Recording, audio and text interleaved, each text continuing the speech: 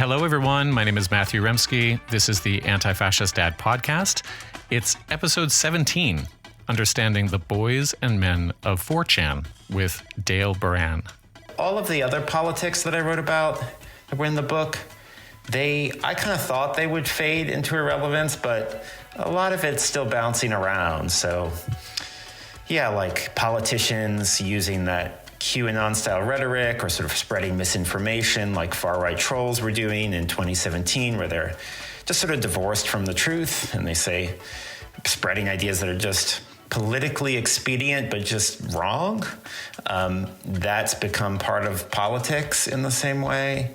All the alt-right influences, all these strange, quirky, dysfunctional personalities that I thought would fade away because they were so ridiculous or so clearly wore their problems on their sleeves. Well, they've had second and third and fourth acts, and Elon Musk let them all back on Twitter. Then he monetized Twitter, so they were making money again, and a lot of money. That's writer and artist Dale Beran, author of It Came From Something Awful, How a Toxic Troll Army Accidentally Memed Donald Trump into Office. The book came out in 2019, and it told me more about young men and the online drivers of the fascist MAGA movement than anything else has since. And that came from his deep immersion within those communities from years before. So that interview is coming up. For housekeeping, you can find me on Blue Sky and Instagram under my name, and at YouTube and TikTok as Anti-Fascist Dad. The Patreon for this show is at Anti-Fascist Dad Podcast, where subscribers get early access to every part 2 of these main feed episodes. Eventually, the part 2s are all unlocked to the wild, so this is an open education project. Also, there'll be a link in there for my book coming out, which is called Anti-Fascist Dad. Of course, the publication date is April 26th, so that's soon, and the pre-order link will be in the notes.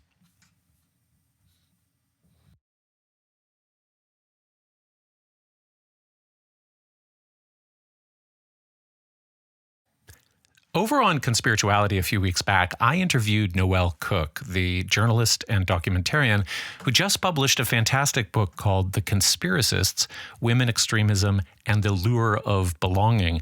And it's really the first ethnography of conspirituality, and so it's really a valuable text. She was able to do this work because she really embedded herself in a volatile culture and found its emotional logic. She was able to do that because, like her subjects, Tammy and Yvonne, who she met through the aftermath of their participation in January 6th, Noelle was also a white, middle-aged, divorced woman, and so they found points of connection and solidarity. With Dale's book, we have an even longer-term enmeshment that dates back to the year 2000. He grew up, in part, on the message boards that he later returned to research. And that's what makes his analysis of Chan culture, its humor, bitterness, paranoia, despair, and aggression, so rich and nuanced. Now, when I spoke to Noelle, she had a lot to say about how difficult it was to cleanly and ethically navigate this genre at the threshold between memoir and journalism. Now, the way Beran sort of controls for this problem is through the constant contextualization of 4chan drama within a larger sociopolitical history. So the title, It Came From Something Awful, is a double entendre because it both names one of the earliest, mostly young male internet forums that took their lead from Anon boards in Japan. So it was actually called Something Awful, this board. But it also pegs the origins of the MAGA movement's deep web infrastructure in a tangle of aggrieved, inflammatory, ironic, self-isolating users that yearned to tear everything about their hypocritical and imprisoning world down, even as they knew they were somehow keeping it on life support with their demoralized consumerism. Dale leads readers through these rhizomes that message board infrastructure created until we have a history of the underbelly of the internet, and we're able to connect the dots in a parade of online ecosystems that are all attempting to out-disrupt each other. So Something Awful to boards on 4chan, to subreddits, to 8chan, to WizardNet, and then finally incel groups. Now, all of these groups share social rules. The users, who are mostly young men, again, both hide themselves through anonymity, but also overshare their most intimate anxieties. And they create a kind of new form of cathartic agitprop, the meme, which disrupts every rule of cultural exchange and political discourse with a kind of reductive cruelty that can always be disclaimed as ironic. So this is a world in which there is no good faith. And Dale tracks how it leads to the support of a presidency, which is half serious and half a joke, devoid of meaning, and now hurtling towards disaster. Now, as colorful as Dale is at describing the personalities and antics in these spaces, he's also really lucid about the material conditions. And I think that's crucial because it draws attention away from the preponderance of psychological discussion, like why are these boys so dysfunctional? And it pushes things more into the realm of what kind of society produces an internet underbelly that looks like this, and why do people get stuck in it? Because I do find that a lot of discourse focuses on boys and men in basements through this framework of almost like personal disgust, and that really doesn't get us anywhere. In fact, the red-pilled, black-pilled, and incel users that Dale writes about turned that framework into a morbid source of what we can only call a kind of negative dignity. They affected a kind of pride at their degraded social status. It was like they took that Beck song seriously. I'm a loser, baby, so why don't you kill me? Dale's dialectically inspired historical throughline really goes beyond and behind all of these kind of crusty details. So here's a summary of his big picture. Dale argues that once wealthy, industrial, global North societies met the basic needs of their post-war citizens, capitalism pivoted to manufacturing need as a product, like selling dissatisfaction and turning even anti-authoritarian pleasure into a marketable promise.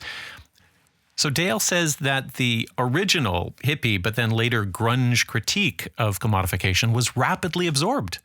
Their aesthetics, music, the transcendence, these became lifestyle products, while structural demands for new power relations were sidelined in favor of consumer freedoms and niche hobbies. As the co-optation of counterculture deepened, its thinkers developed irony as a protective shell. So coolness became a form of indifference, a kind of ambivalence that was protective. And this helped set the tone of 90s ennui and a screen-soaked adolescence where reality felt thin and illegitimate and insubstantial. So Dale draws on Mark Fisher, the writer of Capitalist Realism, and Jean Baudrillard to describe the feeling of the cancellation of the future as progress collapses into endless circulation and virtual reflection. And this goes so far that even The Matrix, like Star Wars before it, becomes an example of rebellion repackaged as escapist screen illusion. When it comes to anonymous online spaces, the escapism is accelerated in Dale's telling. Identity dematerializes into desire catalogs. Discussion becomes performative derailment. And memes function like a gag reflex that regurgitate meaninglessness. In this psychic landfill, atomized masses seek safety through hierarchical thinking, conspiracies, and race. And they wind up thinking that their declassed resentment aligns with elite power somehow. So the Chancellors give rise to a kind of gamification in politics, with irony curdling into belief, where online fantasies attempt to materialize in real-world spectacle and even violence. Yet Dale insists the toxicity isn't really about human nature, it's context, it's entertainment culture, it's materialism, it's self-gratification. Naming despair, Dale argues, is the first step, or would be the first step, toward refusing a world that demands we pretend we're fine. I think what's most moving about this book and Dale's work is that he really shows that these young men shared a central despair. They had been betrayed by every promise offered by a counterculture that never followed through. They all watched punk, grunge, gaming, and the internet itself get co-opted into the great corporate machine. And that machine collapsed history into a never-ending sales pitch. It offered everything from everywhere all at once on flat screens without depth so that no one can know where they are from or where they are going or where they even came from because the Chan boards actually delete themselves. So when I say I found hope in this book, that might sound a little bit remote at this point, given this introduction, but there was a certain amount of eavesdropping on the honesty of the people who inhabited this world that I found almost inspiring. Like, these are people who are in touch with their despair. And I see this in small parts, little corners of the internet quite regularly, where people are willing to be absolutely transparent and confessional, unfortunately, usually with anonymous people that they'll never meet and won't be able to continue a connection with. But there's something that the internet can draw out of people. And in this case, with this demographic, there were many people who seem to have been in touch with their despair, which can be the first step on that long journey, recognizing one's misery when the world insists that you ought to be content. Dale Beran is a writer and artist whose work has been published in McSweeney's, Quartz, Huffington Post, Daily Dot, The Nib, and the Baltimore City Paper. His BA is in classics from Bard, and he's got a JD from Fordham, and he lives in Baltimore. Here's our conversation. Hello, Dale. Welcome to Anti-Fascist Dad. Hi. Thanks for having me. So the story you tell about the troll army on 4chan that helped meme a fascist into the White House, it's super weird. It's super compelling. And, even these years later, it kind of haunts me. And at the center of it is this demographic of young men who feel catastrophically alienated from mainstream culture. And ultimately, that alienation is turned against scapegoats, first as a joke, and then it's a provocation, and then it gets real. And so I guess my first question is, does this demographic still exist in the same way? Has it grown or changed? Did they lose power, paradoxically, when they gained power? I would say it still exists, but not in the same way. So I do think that the group that I was writing about was alienated young men who were mostly on a website called 4chan, but a variety of websites, and had formed part of the proto-alt-right and became part of the alt-right. And they were defined by not having a lot of prospects outside of the internet life and spending a lot of time online.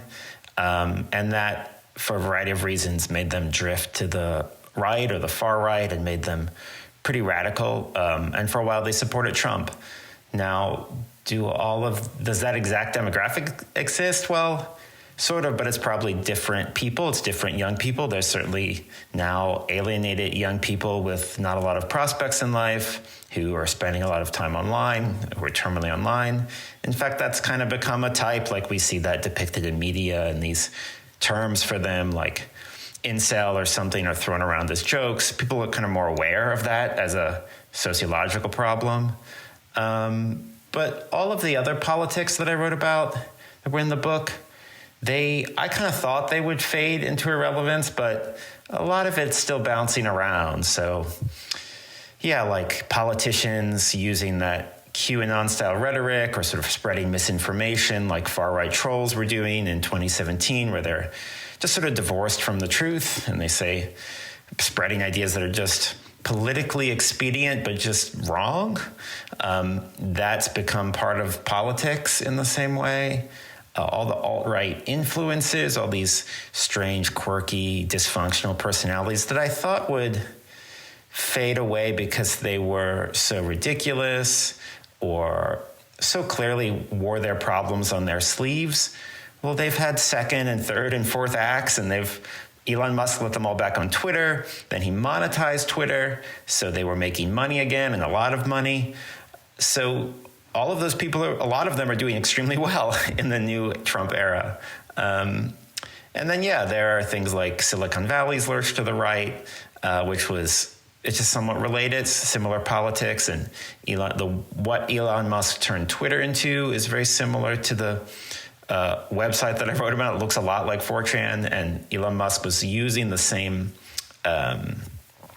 tactics where he was spreading misinformation, retweeting the people I wrote about in my book in 2019 to... Right, like this was just what he was doing, a few months ago when he was empowering government. So it all still feels like it's there, though, of course, it's shifted. It must be such a wild ride for you to watch Musk retweet the subjects from your book in 2019. Like, I don't even know how you look at that and say, is this a real world? Yeah, I mean, I just kind of assumed that, things would be bad, but in a different way that I didn't understand, and that all of this would be really, really outdated. But no, he was retweeting the old memes even. Like, I remember there was a New York Times article when he was doing this about how he seemed a little outdated. It seemed like 10 years old, where he was retweeting Keximus Maximus memes of Pepe the Frog as like a god emperor, which were old 4chan memes from 2017, 2018. So he was sort of living in an old internet as he was tweeting all this stuff on Twitter while he was running Doge. But yeah, it felt very strange, and it felt just felt like I'm always just surprised that it's effective. Where when he would do something politically and then retweet a bunch of people who their job is to spread misinformation online because that makes them a little bit of money or a great deal of money. And the idea that they've been doing this for years, and then he would say, okay, well, this person found evidence of corruption exactly in this agency that I'm dismantling, even though, last week they were saying something totally different or on some other, whatever was popular that week, that's the thing that they're tweeting about and spreading a bunch of nonsense about. So the fact that that's a useful or workable strategy, and that was not only just a strategy, but at the top, sort of like what the most important, powerful people were doing, that's a little surprising. I didn't actually concretely put these two very obvious things together until I just heard part of your answer there, which is that many of the subjects that you covered in your book, they fell out of favor, or they got demonetized from various platforms, or, QAnon falls apart in a way at the inauguration of Biden. There's kind of an implosion. But when Musk buys Twitter and then he monetizes it, he's basically not only inviting them back, he's giving them jobs. Yeah. Of course, you can make money just by being popular online anywhere, but yeah, they were deplatformed for a while, and I think they were having a harder time making money on these obscure third-party platforms that were like copies of the first-tier platforms. But yes, the idea that he's just sending everyone a check who has a lot of followers and has gets a lot of retweets, that strategy just incentivizes people to spread things that make people angry, spread misinformation, spread things that really push people's buttons. Of course, does it incentivize people to spread funny memes? Yeah, we know that happens as well, but really incentivize sort of the worst behavior, which all of these far-right trolls and alt-right personalities were very good at. And yeah, when he unbans them, he's just sending them checks now. Yeah, so paying them to do it. And in particular, what was happening was they realized that they would get retweeted by Musk if they spread information that was pro-Elon Musk. So that was more money. So it's like an clear indirect payment, almost a direct payment if you do that. So rolling back to this original demographic, one question that has lingered in my mind since reading your book, and I think it came out in 2019, was whether or not there was ever a fork in the road for some of those guys where different information might have pushed them into a more leftist type of provocation, as in realizing that their problems or their self-esteem issues were more likely related to capitalism than feminism or immigrants, for example. Was there a fork in the road there? Was there a path not taken? Yeah, I guess if you're talking about just ordinary users online who maybe didn't have a lot of prospects in life and were spending a lot of time online playing video games or on 4chan or something. There was a lot of oscillation, a lot of flipping back and forth. Even on the sites themselves, there was this quote-unquote horseshoe theory where the two extreme sides of politics would meet on the horseshoe. Right. So, yeah, I think certainly a lot of people were searching for an answer.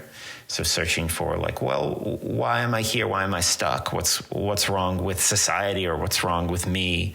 And, you know, if you didn't spend a lot of time educating yourself or didn't have an opportunity for education and you just spent a lot of time online reading message boards or Reddit or Wikipedia or something, it's hard to sometimes settle on the right answers. And so a lot of people would find answers that seemed right at first, but were in fact not particularly correct.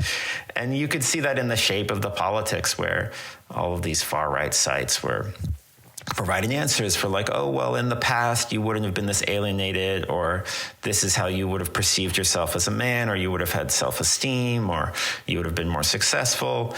So you could see the politics trying to provide answers for those things. And yeah, a lot of the times they were shallow answers. So it certainly happened that if people were smart or had this wherewithal to educate themselves or think a little more deeply about it, they would reach answers that were a little more nuanced and complex and say, actually, well, you know, maybe this is why I'm in this position. And yeah, the shallow answers were very cruel-minded. And if you think a little more deeply about it, you get a little more sympathetic and thoughtful about like, okay, well, maybe it's not just about me. Maybe, you know, if you have compassion for other people and think about, okay, well, what forces in society have brought all of us to this position, you get a better answer. Yeah, a better answer that's harder to meme about, right? Yeah, certainly. Yeah, I mean, that's the other thing, that the medium itself flattens things and simplifies things. So that means that you get simplified answers spreading very quickly and long, complicated answers not going very far at all. But yeah, I would say I do know a few people in particular that started out in the far right and then read more and moved to another position and yeah, a more thoughtful position. I mean, the one that comes to mind was Frederick Brennan, who was the founder of 8chan, where he was, you know, that's where Gamergate started, and was where a lot of the far-right mass shootings later came from. And Frederick had started out as a, you know, pretty far to the right, or just, you know, he had an extremely difficult life as well. But eventually, yeah, he's extremely smart, and he just eventually moved to a very different position and read more about it. That does happen all the time. You know, there's one aspect of horseshoe theory that I find tolerable, and it's in this sort of realm of affect and aesthetics, because usually as a theory it's used by centrists or liberals to say, well, you know, the aims or the intentions or the politics of people on the right and the left are ultimately the same, and they will ultimately they drive towards, you know, the suppression of individual freedom or what have you. And it kind of is a way of depoliticizing, you know, actual social change issues. But then when we get to the realm of internet communications and memeing, I do see some sort of, usefulness for understanding things that way. And the example that I think of is that when Luigi Mangione murdered Brian Thompson, mm-hmm. it unleashed a flood of memes and jokes expressing relief, but also schadenfreude and then some nihilism as well. Right. And so I wanted to ask you about this whole question of, like, you know, can the left meme? And if they can't, why not? Or was that an example in which they could? Is there a qualitative difference between the emotions packed into a Luigi meme and then, the bearded man memes that drive in the opposite political direction, or the Wojak memes? You're right to point out the similarities between the Luigi Mangione memes and the 4chan memes when they were memeing mass shooters and memeing like far right politics and mass shooters together, celebrating the mass shooter. Like, it's hard to neatly divide those and say, oh, well, one is right and one is wrong, because they look extremely similar, right?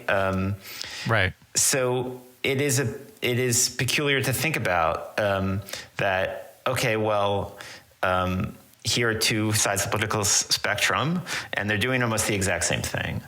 And I do think it's the medium is the message framework here, where if you think about it, like, there was a moment I remember when we learned Luigi Mangione's name was Luigi. And I think I was probably scrolling Twitter, which I rarely do these days, at that moment. And I was like, oh no, I know exactly what's gonna happen next. And like, I could join the race, right? If I was fast enough, I could look up a picture. You could buy that green hat. You could buy the hat. Right. I could look up a picture of Luigi from Super Mario Brothers, and I could put a gun in his hand, and maybe if I'm really fast, I would get 100 retweets and get that big dopamine hit, get 1,000 retweets, and my tweet would go viral. And even though Elon Musk wouldn't agree with that tweet, he would send you the check because it would generate some heat, right? Yeah. Now it used to just be dopamine in your brain being released. You used to have no money if you did that in 2019 or 2020, unless like you got really large. But no, you would get a check for $50, $100 or something from Elon Musk for that work. Yeah. So it definitely, you can see how the medium itself incentivizes that. And like, are people doing that out of a sense of therapy? Yes, right? Like, it feels like they're frustrated at society and like all of these CEOs and the way medical insurance works. And like, yes, is that like a outlet? Is that why the memes are popular? For sure. But at the same time, like, what's another reason they're doing it? Well, it's the way the system works. Like, there's that moment where you're like, okay, well, yeah, I could put together the meme and I'll get all of the retweets, and like that's just how it works. If you're on the platform, it rewards you if you get a lot of attention. So, right. It's really like that's shaping the product. There's two attitudes that I think I've seen come from mainly, liberal commentators towards this. Actually, it's one attitude that I want to distinguish from the term that you used, which was, it's peculiar to see that this instinct towards, creating the meme of Luigi Mangione as either, the Mario Brothers guy, or as, like, let's say a Catholic saint, that process very much mirrors what happens, or what used to happen on 4chan. You call it peculiar, as something to note. And I have also, however, heard this attitude coming from a more centrist position of, oh, we don't want to stoop so low. That's really tasteless, right? And I'm wondering how you sort of hear that argument, or what it means to you, because to me there's a politics to that argument that suggests that, well, if you're a progressive person, if you are a leftist, if you want to beat back against fascism, you should probably do it in a kind of tasteful way. I certainly didn't create any Luigi memes. Did I chortle at a few? Yeah. But ultimately I felt like it wasn't a good idea. It just felt too similar to the what was happening on 4chan in 2019. It felt a little stale as well. I was like, oh wow, I've seen this for so long. Right. So the idea that like, okay, well, if you have a set of ideas and a set of politics and you want to get them across, what do you do? I guess there's a question of cruel-mindedness and how what you're expressing, which is, I guess, an active debate on the left of like, how far do you want your rhetoric to go, or what kind of radical politics you're into? But yeah, I guess in terms of like, okay, well, is it helpful to spread your ideas this way? My feeling is that, and maybe this is an optimistic take, is that it's probably not, because this is a way of expressing politics that hopefully is out the door a little bit, that I think we're maybe at the tail end of this form of social media, or even the like idea of kind of spreading viral memes has been around for a while now. And so are there better ways to do it? Yeah, if you subscribe to the medium is the message idea, then podcasting, for example, kind of like it's a different medium, so it creates a different form of expression and art, and that's sort of like a free-ranging, long-form idea that you're kind of bouncing the idea around for a really long time. And people love podcasts just like they love social media. So there are probably other outlets to get your message across that because they're a different form, create different, better, more nuanced forms of expression. So yeah, like if I were someone where I was like, okay, well, I really want to get my message out. Would I go to Twitter? No. Would I go to TikTok? No. Like, I guess like, it's good to sell products, but is it good to change people's minds? Probably not. It's probably at this point, like, it just benefits the people that run the platforms because it's addictive, essentially. I think my own dinosaur status on Twitter became very apparent to me when I realized that what I really loved the medium for was that, okay, in this set number of characters, I would be able to point by point create a thread of a fairly complex argument about conspiracy theories or their political function, or, whatever I was writing about in terms of cult journalism, and I just would go wild with, the 10 tweet thread. I didn't Seth Abramson try to do like, breaking, put breaking in front of every tweet. It was more like trying to work out, okay, if I wanted to really sort of nail down, an essay format, like if I wanted to turn this into the 1,000-word op-ed a little bit later, how could I use this to really confine myself to point by point? And I just realized after a while that while I enjoyed that as an exercise, it really didn't go anywhere because it was so counter to what the medium was actually offering. Right. And I realized that I was, I don't know, maybe a little bit selfish in my participation. It's like this was really just for me. It was right. It was thank you, Elon, for this opportunity to to hone my craft, but I'm not surprised that it's going nowhere. I think maybe you're just also describing the frustration of writing and the creative act, where you definitely change your own mind first, and you're like, okay, I've learned a lot writing this down. Hopefully other people will read it. And then whatever medium you're in, if you're writing a book, you're like, well, I've changed people's minds theoretically who read long form books.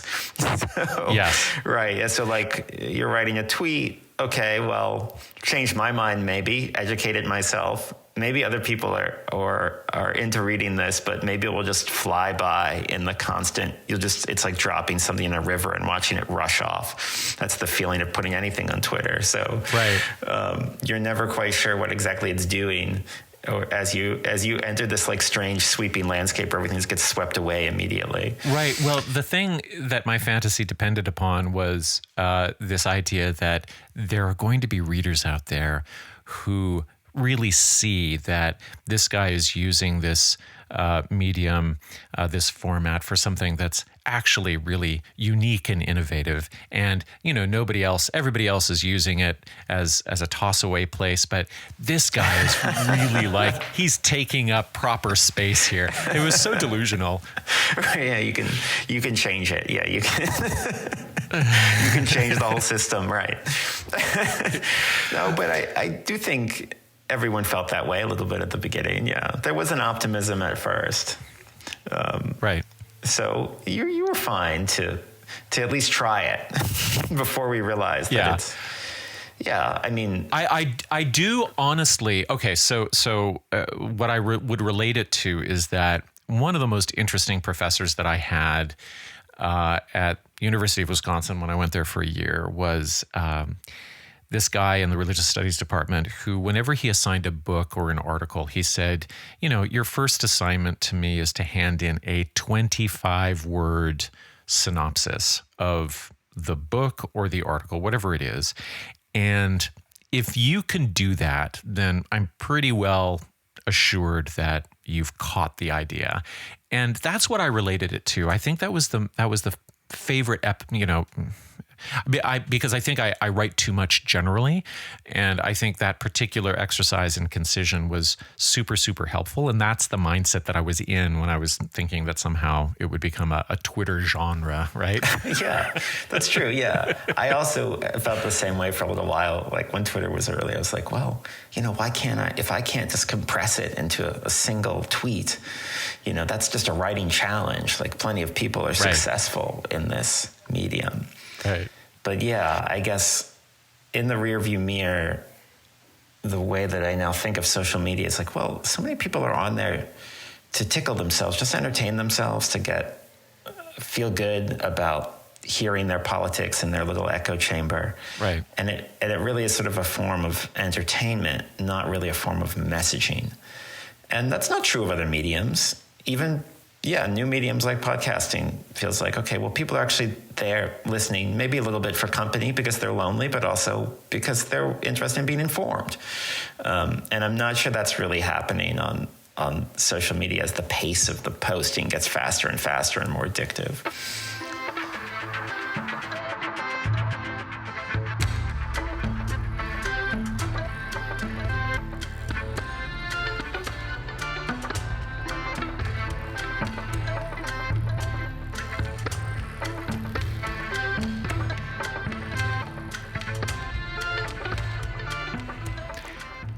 In part 2, now up on Patreon, Dale and I pick up the thread with the people he followed while reporting on early 4chan, and we talk about how many of them eventually grew out of that phase.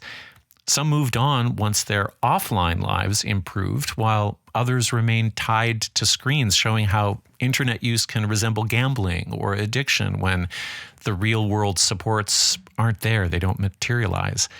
We talked about online spaces as fantasy worlds like ideological Minecraft servers where belief systems can crystallize and then vanish once people log off, though constant immersion often leads to isolation and misery rather than freedom.